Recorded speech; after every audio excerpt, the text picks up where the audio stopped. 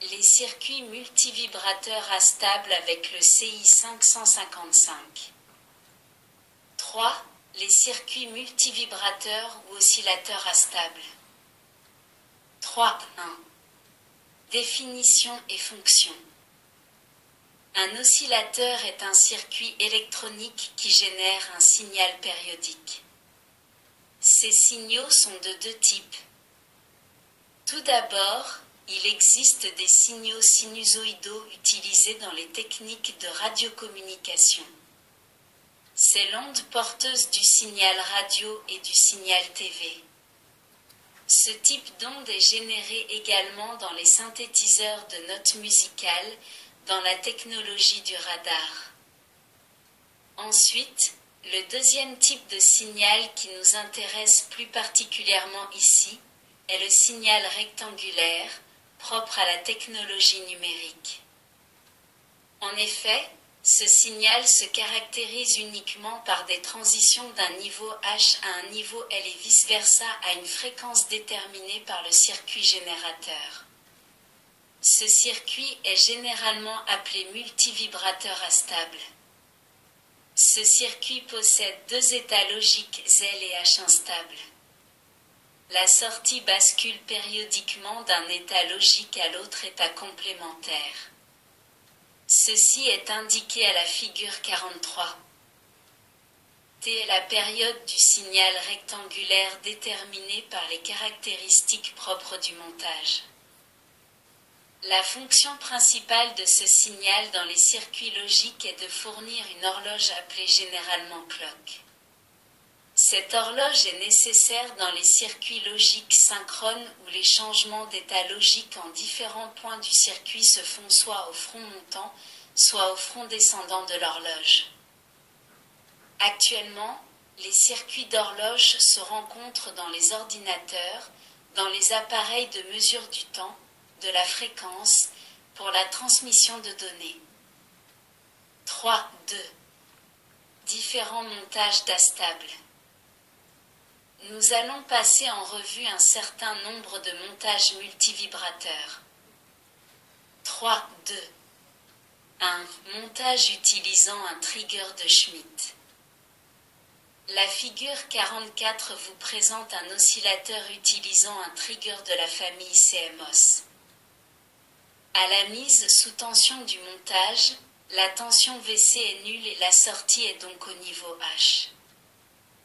Ainsi qu'il apparaît à la figure 45, le condensateur C se charge à travers la résistance R et à l'instant T1, VC atteint le seuil VT+ du trigger.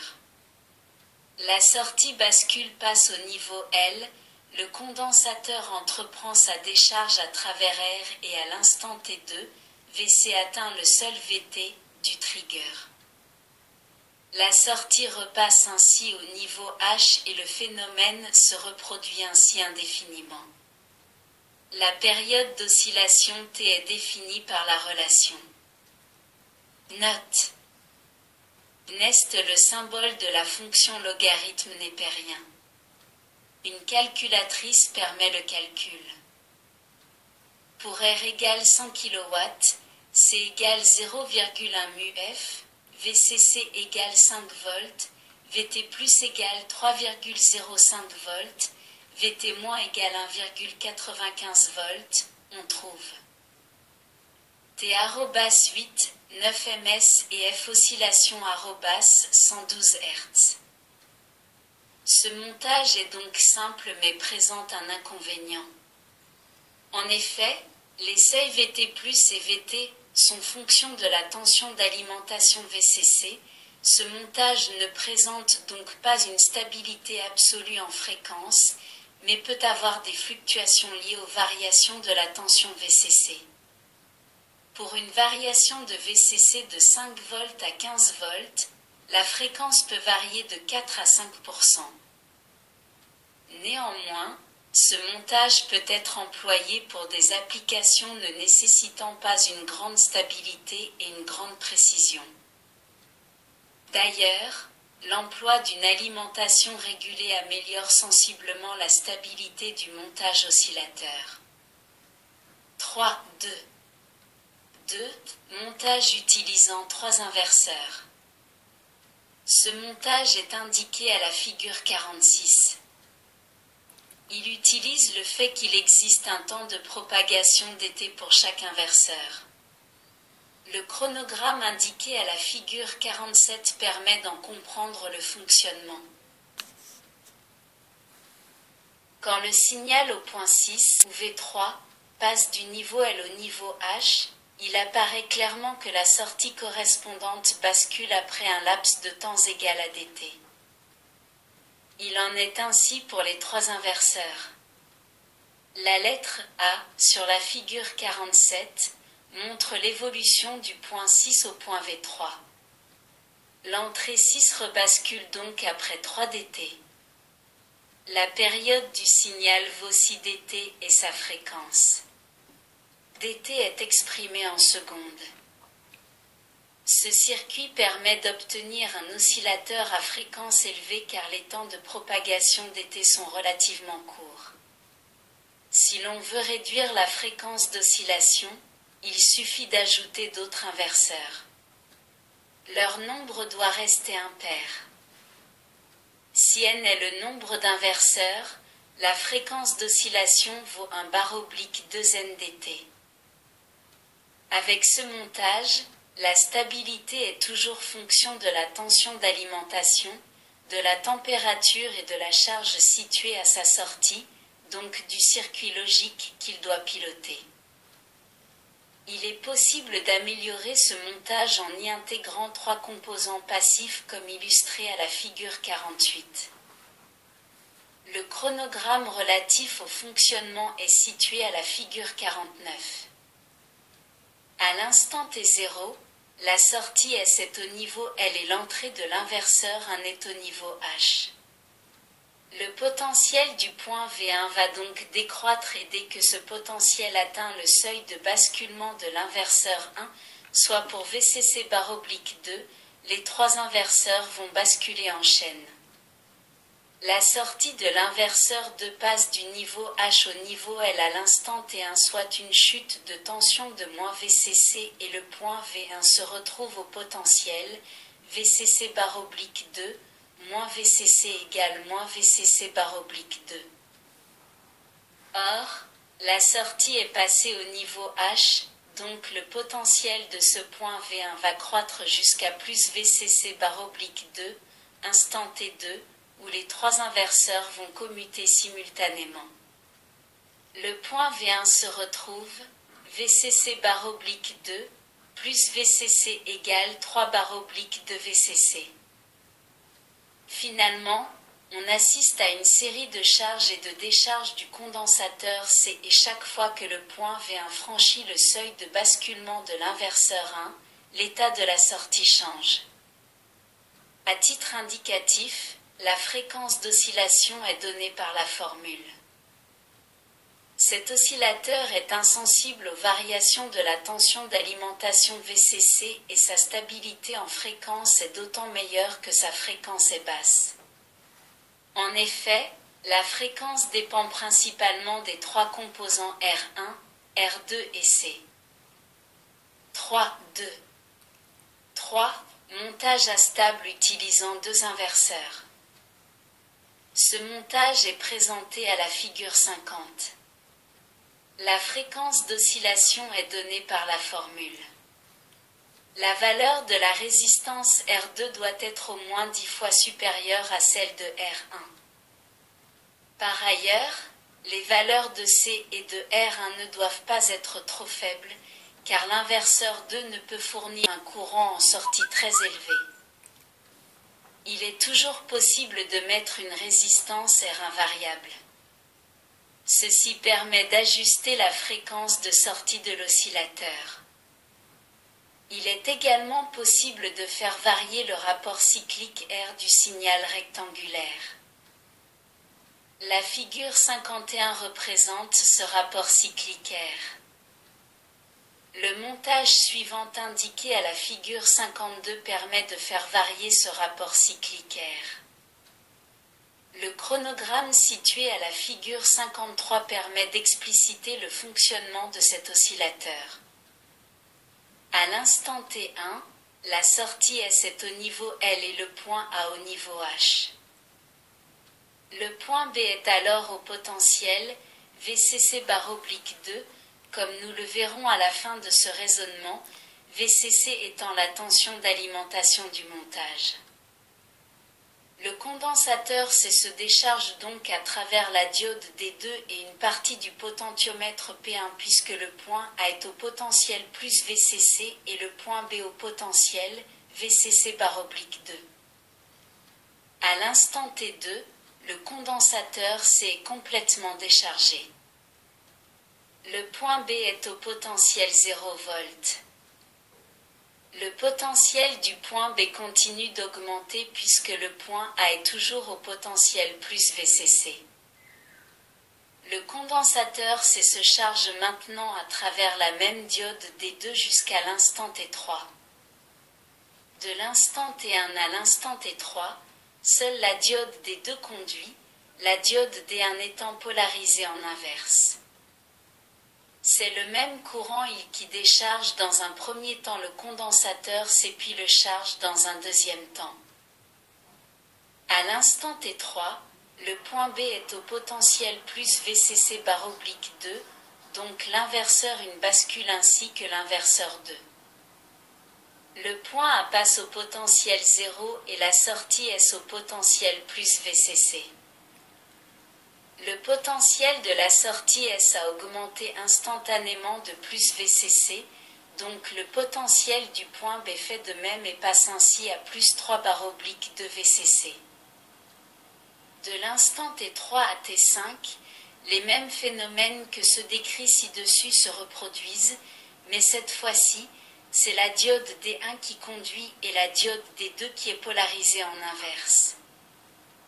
De T3 à T4, le condensateur C se décharge, puis de T4 à T5, C se charge. Quand le potentiel du point B arrive au seuil de basculement de l'inverseur plus VCC/2, les deux inverseurs basculent. La sortie S qui se trouvait à plus VCC passe au potentiel 0 V, soit un front négatif de VCC qui est transmis intégralement au point B par le condensateur C. Ce point B qui était à un potentiel de plus VCC/2 passe donc à. Nous sommes revenus au point de départ de notre explication et un nouveau cycle peut recommencer. En faisant varier la position du curseur du potentiomètre P1, les constantes de temps de charge et de décharge de C, celle relative à la période T3, T1 et celle relative à la période T5, T3 varient. Ainsi, le rapport cyclique R varie.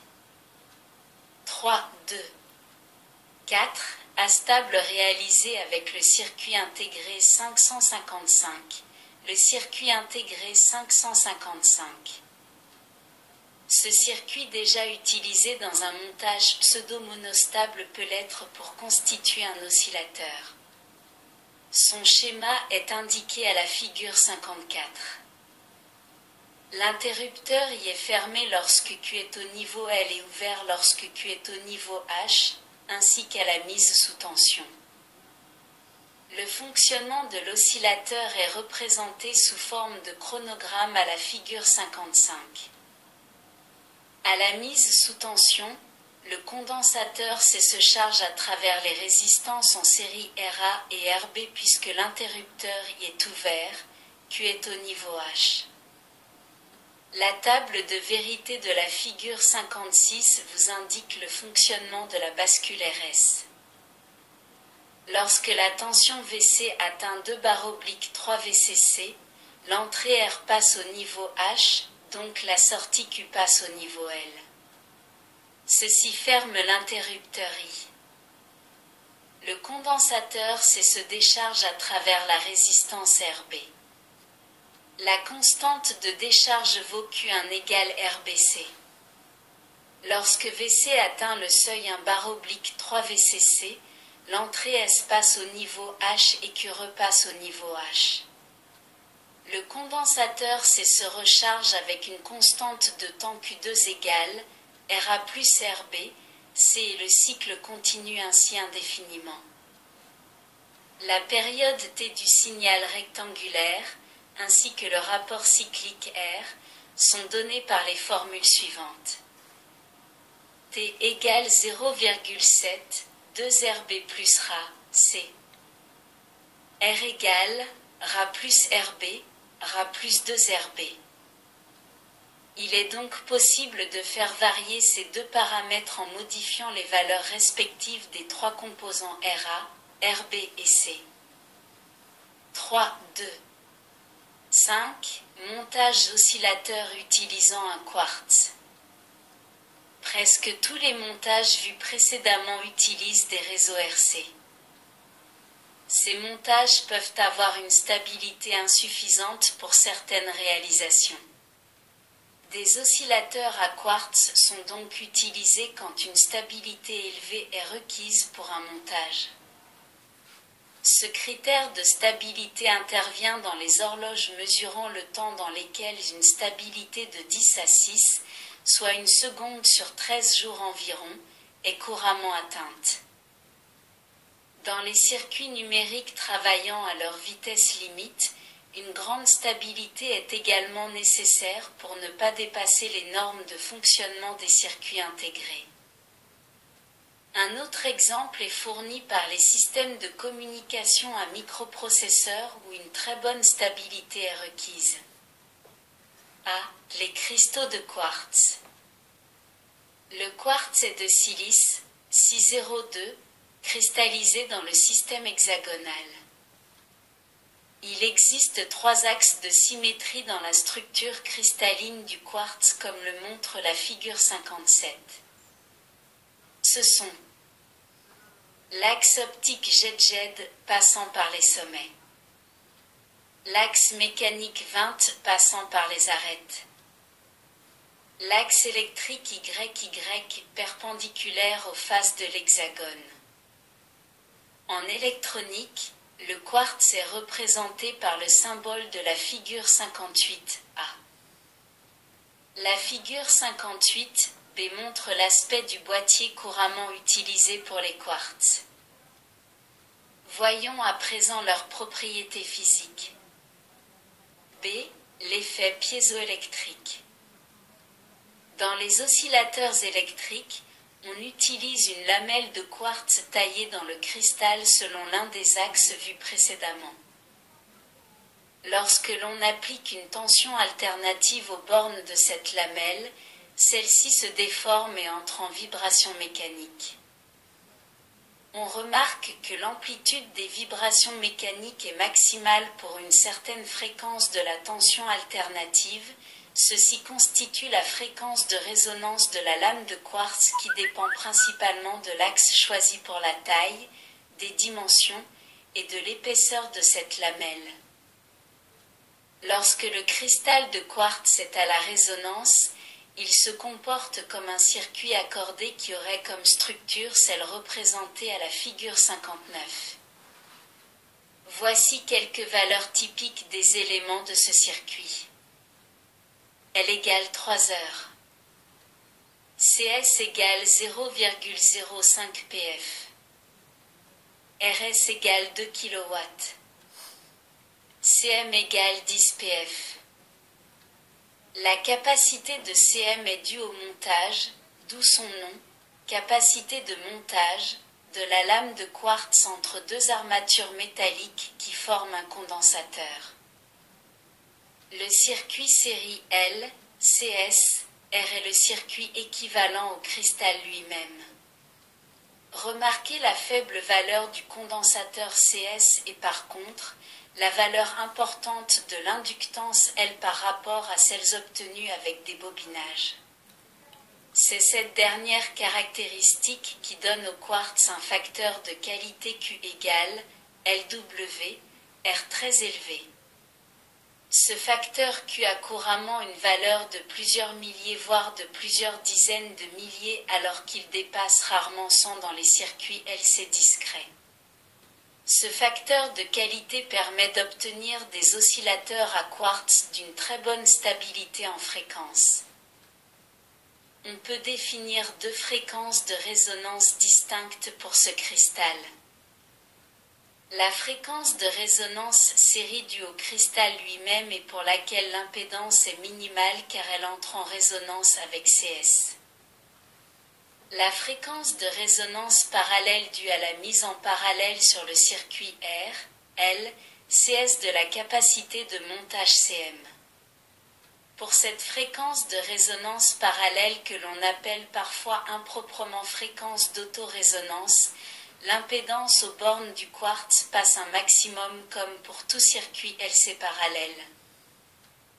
La figure 60 donne la courbe de l'impédance d'un quartz en fonction de la fréquence du signal appliqué à ces bornes.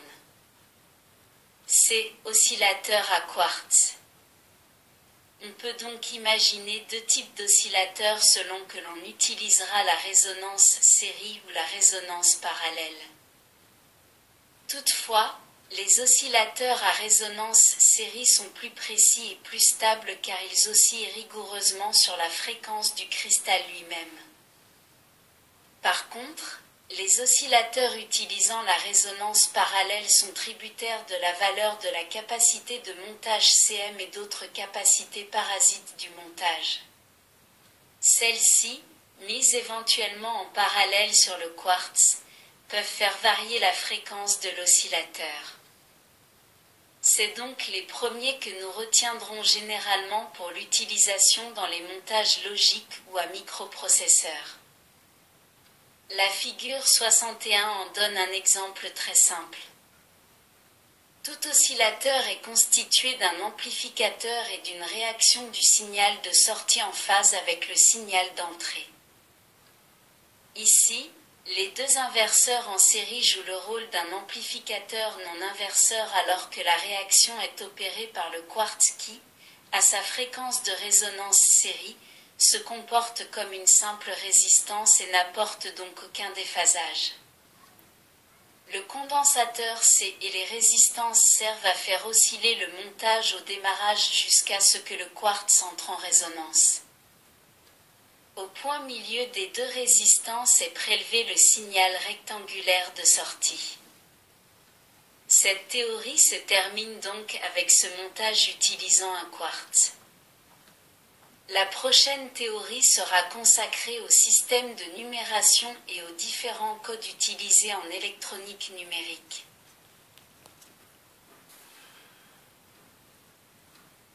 Merci de votre écoute. À bientôt.